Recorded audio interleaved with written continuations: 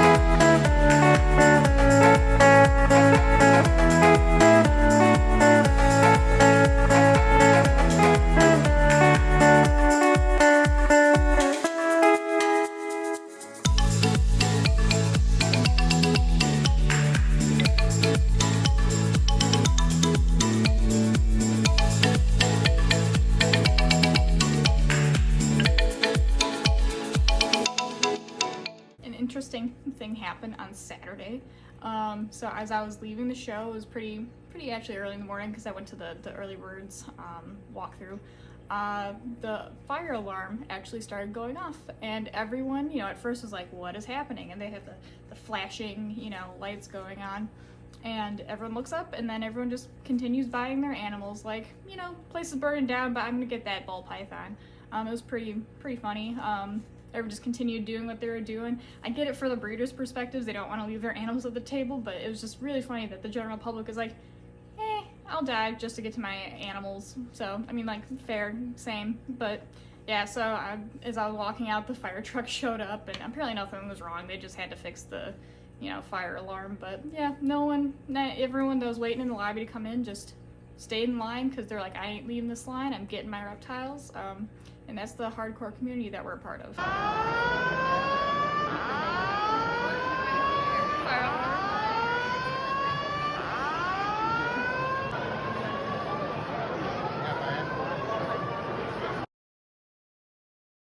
Alright, so what did I get at this show? Obviously I got this cool swag, nice St. Patrick's Day skull about the show. Got my souvenir VIP pass. If you go to the show, I recommend doing the VIP route. You get in before most of the public. You get your kind of pick of the tables.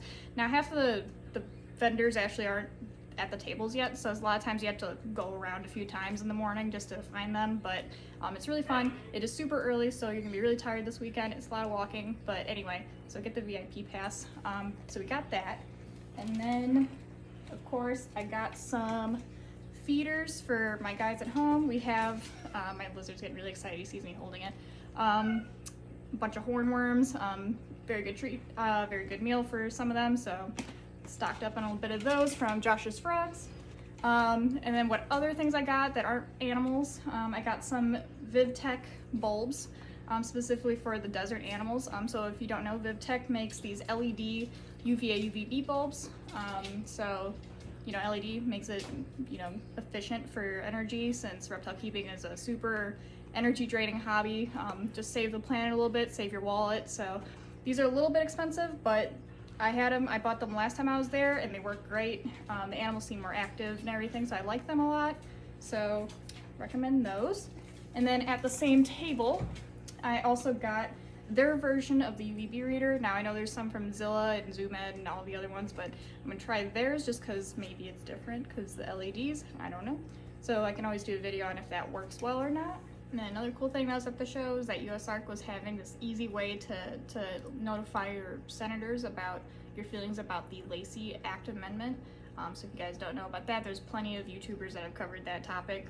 It's easy to see, but basically it's going to limit the transport of reptiles across state lines, and also make a black and white list of reptiles you can keep, and that really infringes on our rights to keep, breed, sell reptiles. So anyway, so USARK had this nice little thing where you just fill out an iPad, and it just found your senators based on where you lived. So hopefully the senators from a bunch of states got bombarded with these emails about how, you know, the Competes Act is fine, but the Lacey Act Amendment needs to be taken out because it's really gonna hurt all of our rights to have pets and take care of them and move with them and stay with them their whole lives. Because yeah, I can't imagine moving without all my pets. So yeah, if you have not done so, you can actually go to USARK's webpage, and they have a nice little link that you can kind of copy and paste into the email for the senators that you have for your state. Alright, so now we're going to get into the animals that I got, since that's probably what you guys came for. So when you go to one of these shows, I recommend having a list of animals that you want. That way you kind of have your blinders on for the really cool things that you're going to get. Now, most of the time you are going to come home with something else that's not on your list because you saw it was super cool and it's similar to something that you know how to take care of. You know, that happens, but always have a list of what you want and what you want to get out of the show. So I had a certain thing on my list and I got the thing, so that was my first animal that I bought there. So let me get him out. I don't know if it's a him or her yet.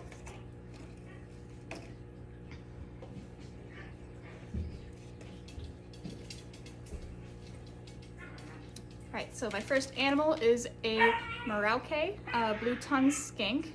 So these are also known as the giant or the faded blue-tongued skinks. They are the largest of the blue tongues.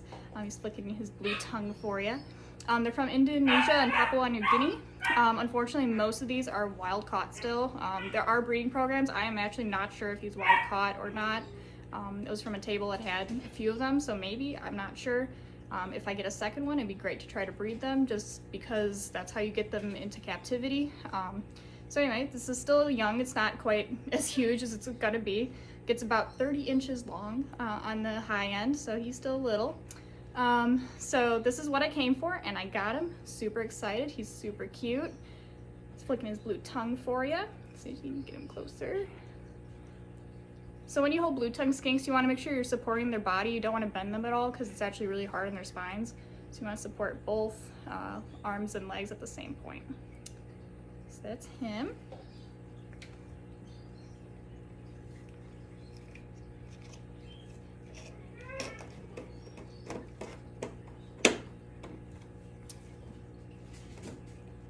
My next one is one I had wanted, but I didn't think I'd really see a lot of them, but they were there. This is one I saw in Clint's Reptiles. He was a super fan of them. I can't open this box. Let's see, I don't know how mad he's gonna be. Supposedly they'd rather flee than bite, but we'll find that out soon enough. Oh my gosh. Oh, it's okay, buddy. So anyway, he is a black African house snake.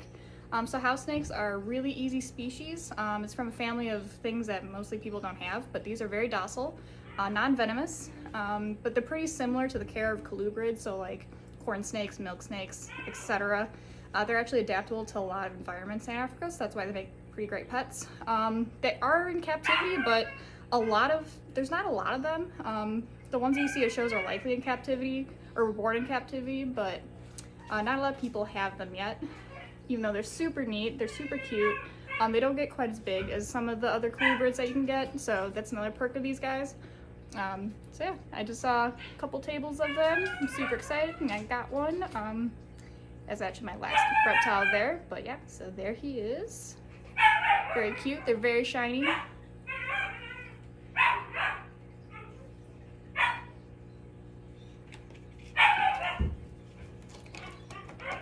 You hear my dog in the background, it's because he is super excited and is playing with stuff that we were home. So our next one, got 4 animals during this trip. Sometimes we leave with none, sometimes we leave with several. So anyway, this was 4. I am not sure how I'm supposed to hold this one.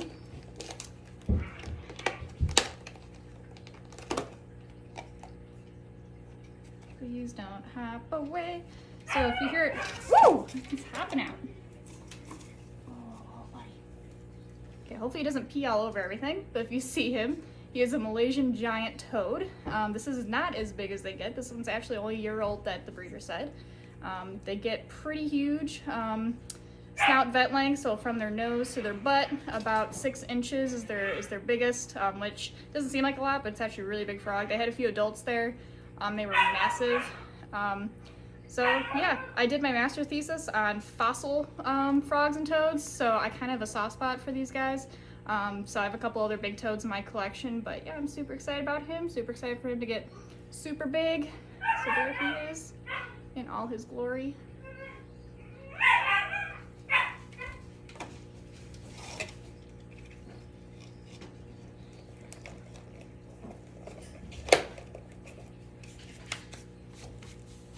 I'm gonna go wash my hands from that frog first. All right, and my last animal that I got at the show, which was a total random surprise, was something that I passed a bunch of times. I saw it was super pretty, and I'm like, begged my husband to go look at it. So to preface this, I do have 2 larger snakes already, so like I already know how to handle big snakes.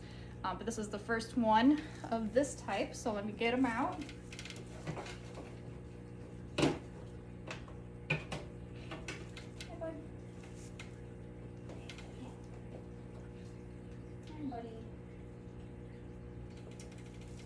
So he is a about year-old reticulated python.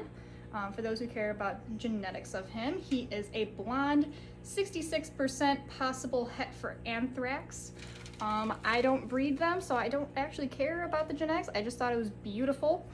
So apparently these guys, see the color, start out as kind of like an orange color, and then as they get older, these light grayish purple stripes get dark, like dark purple, a plummy color, almost black, and the yellow kind of gets like whitish. So this guy, yep, as I said, he's a male. He has a cute little bump on his head, so I don't know if that affected his price, but for me, he was a pretty good price for a reticulated python. So for those of you who don't know, reticulated pythons are the largest snake in the world. This guy won't get nearly that large. I asked for the genetics just because I don't want a huge snake. The mom was about 14 feet and the dad was about 7 to 8 feet, so he's probably gonna be a little guy, especially because he's a male. So yeah, this one is a total surprise. He won't be nearly as big as my other big snakes. He is super sweet, super handleable. My dad, who hates snakes, I made him pet him. So yeah, I love this guy because it's a little bump. I already named him. His name is Narwhal. So as Narwhal gets older, I'll take a bunch of videos and pictures so you guys can see how he grows up. So yeah, so I got this one at JK Reptiles. They just do reticulated pythons. The guy was really, really knowledgeable, really nice. Made me feel really comfortable getting my first retic. Woo. So if you guys are interested in getting that, I obviously don't know this guy, I'm not being paid or anything, but check him out because he had some really cool snakes. This guy's obviously gorgeous. So yeah. So I'm mildly surprised none of them peed on me or bit me or did anything, so that was a great group of animals. A lot of them must have been handled, so overall good batch. Alright, so I'm gonna go get these guys all set up in their houses. So normally you might have the entire closure set up, so I have my whole skink enclosure already set up because I plan on getting one.